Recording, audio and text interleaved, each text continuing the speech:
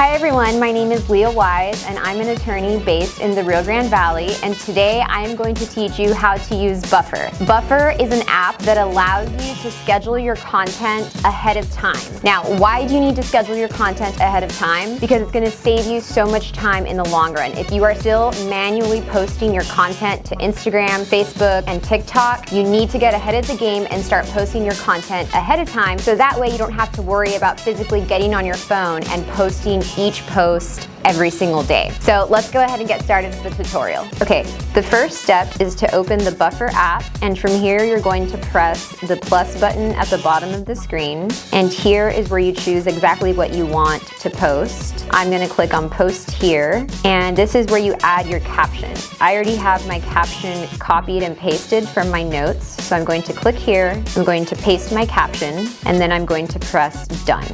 Next, I'm going to press add attachment. I'm going to go to my camera roll and I'm going to choose the photo that I want to schedule to post. So I'm going to choose the photo, I'm going to press add, and as you can see, I have my caption and my photo here on the screen. Once I know everything looks exactly how I would like it to be posted, I'm going to click next and I'm going to click schedule post. Here is where I choose exactly when I want this photo to be posted. I want it to be posted on Friday the 24th, and this is where I edit the time. I want it to be posted at 11 a.m. So I'm going to change the time here, and then I'm going to press confirm. So now I know this is going to be posted on February 24th at 11 a.m. I press confirm again, and now my photo is scheduled to post. So there you have it. That's exactly how to schedule all of your content ahead of time on Buffer. If you have any questions, you can feel free to reach out to me at lw@leahwiselaw.com or on Instagram @crashgal. Thank you all for following along.